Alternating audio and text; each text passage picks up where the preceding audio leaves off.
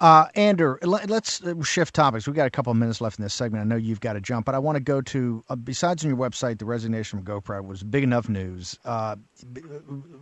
Glenn Beck made a very disturbing comment on an analogy or analysis he was doing of Newt Gingrich versus President Obama. Can you walk people through what Glenn Beck said and then what I believe you posted last night on your website?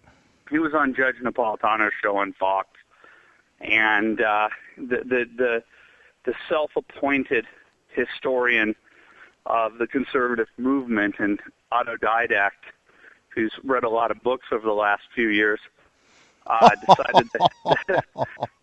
decided to impart his assessment of Newt Gingrich that he was a progressive, that he cited Teddy Roosevelt as a progressive, Gingrich that is, and that Gingrich's actions and attitudes towards government and appreciation of Teddy Roosevelt means that Newt Gingrich is a progressive, just like Barack Obama.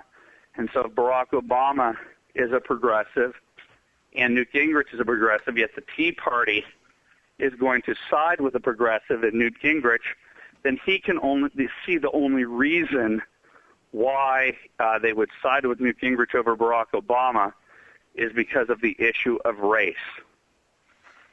He played the race card. You're saying that he actually was a race baiter. He actually said that if you look at what these two guys stand for, they're both big government progressives. So ergo, if you like Gingrich as a Republican or as a conservative, it must be because of the color of his skin. Well, that's exactly what he said. And Judge Napolitano, there are a lot of Beck supporters. In the past, Beck has made mistakes, and his supporters come out and try to defend him because Beck is a coward and will not defend himself when he makes a mistake or lies about a person. Hold it. I want to go back over this. You're saying Glenn Beck's a coward, Glenn Beck's a liar, and you're saying Glenn Beck steals material from people? Oh, yes. I mean, this is well documented, and whenever he does it, he never answers to the charges. He's a coward. He will not have me on the radio show. He won't have himself on me on GBTV. He refused to have me on Fox when he threw me under the bus during the charade thing. I asked to be on TV or radio to explain why he had it wrong. Months later, we found out why he wouldn't have me on is because he lied to his audience on television that he didn't do the charade story. In fact, on his radio show, he attacked Shirley Sherrod, took the 2-minute and 30-second video that we had on Breitbart TV and on Big Government, and he cut it into 15-second clips, and he attacked her throughout the morning. That when he went on TV, he later found out, had he read my article, he would have seen that I wrote, eventually her basic humanity informs her to help the white farmer, and that this article was about the NAACP, but he jumped the gun, and in essence jumped the shark, and attacked her mercilessly. In order to rectify the situation, he went on TV and tried to pretend like he was above the fray and told O'Reilly to his face a lie that he had the prescience to see the video and realize that there was a context missing, and therefore he avoided the pitfall and didn't do the story. We later found out in our investigation, because we're being sued by Shirley Sherrod, that Glenn Beck eviscerated her and in fact selectively edited the audio into 15-second clips to make it appear what he wanted it to appear like. And we called him on it, and he will not answer to it. He also has historically been found to take countless bloggers' content to turn it into book gold, to turn it into chalkboard gold, his infamous chalkboards. Much of them were taken from websites like Big Government, Virum Serum. Matthew Boyle at the Daily Caller chronicled dozens of examples of him taking stuff without credit. He will not answer to the charges, and his minions online like to defend him. And in the case of this one, Glenn Beck is, they're trying to say that he was being facetious. Do you think, where do you think this story goes? I mean, it's up on the website now. You've had a volley that went out, I think, last night. It's up on the Breitbart site. My guest is Andrew Breibart. Where does this go? I mean, what do you want Glenn Beck to do, or where do you think this goes? At this point, I don't care what he does because he's dead to me. He jumped the shark a long time ago. There are people, in the movement I've had rifts with, and there's nothing I'd like more than to heal those rifts. But I was warned about Glenn Beck by my intellectual betters and by people who have a lot more power than me in the conservative movement, and I didn't heed their advice. And I had exactly happen to me what they warned that would happen, and it's happened now so many times. And I think he's a clever guy. I think he's a clever guy, and I know that while he was throwing me under the bus, he was simultaneously using his guys that work for him to go try and take away editors and writers that work for me, and to demean me in the process.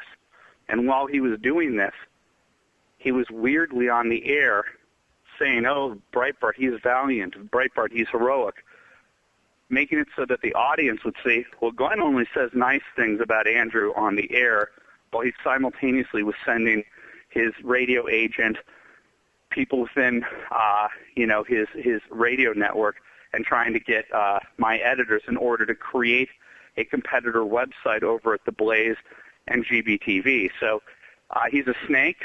Everybody in the business knows that he's a snake, and he won't confront me on this. He can't rectify the situation with me. He's going to have to figure out a way to rectify the situation with anybody that takes my word and finds himself a supporter of him as well. And the Tea Party, this is just does not. My concern is this does not advance the football. I thought we had put this in back of us. We had put this in back of us 9 months ago. You had done such a tremendous job and really took so many of the hits. We were going on to a new election cycle, and this was kind of put off, put in back of us. Everybody had moved on, and you had proven that the Tea Party is not racist. This is going to bring up a whole new kettle of fish, and it's just. Well, I went to him, and I went to him, and I said these people, have charged the Tea Party with racism, and that the N-word was hurled at Congressmen Carson and Lewis, and I found 4 Zapruder videos from 4 different angles that shows that the incident didn't happen against them the way that they said, and he wouldn't put that up as well. So he wanted the Tea Party to be guilty as charged.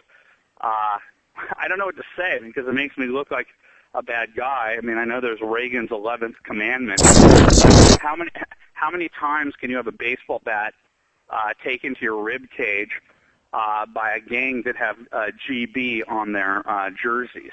Before you stand up for yourself. Can people go to Breitbart and see the Judge Napolitano piece? Because you're saying in studio, Judge Napolitano did not take this as a joke. He did not take this as a euphemism. He took this as deadly serious, correct? When Beck went through this analysis of and we're talking about Glenn Beck's analysis of Newt Gingrich and President Obama. People can go to your website and see that video. Has that been pulled down yet on no, it's at biggovernment.com and it's at Breitbart TV. You can see it for what it is. But it's a continuum. This isn't a singular act. If this were a singular act, I would have said maybe he was being rhetorical. Doesn't seem that he is. But this guy has always been about himself. While you're sitting there watching him talk about the food storage stuff, he doesn't tell you this is ties to the Mormon Church. He doesn't talk to you. He doesn't tell you about his investors. He doesn't tell you about that they're paying for him to create a crisis. He always talks about Cloward Piven and how Rahm Emanuel said, don't let a good crisis go to waste, but creating a hysteria that there's going to be food storages because of chaos, that's coming. He's, profiting from this as well. There's a financial stake in him with food storage companies that are advertising on his site. This guy is a huckster. He's always been a huckster. It's only a few years ago that he was a shock jock, that he was a morning zoo guy, and he's been taking people's content for years and not crediting it. He tripped into the vast right-wing conspiracy, and that's where he had his greatest successes. Said, okay, I'm a radio show host. Now I'm a popular television show host. I'm going to become a book author. I'm going to become everything. Now I'm going to become a web impresario. How do you do that? How do you create the New York Times from scratch?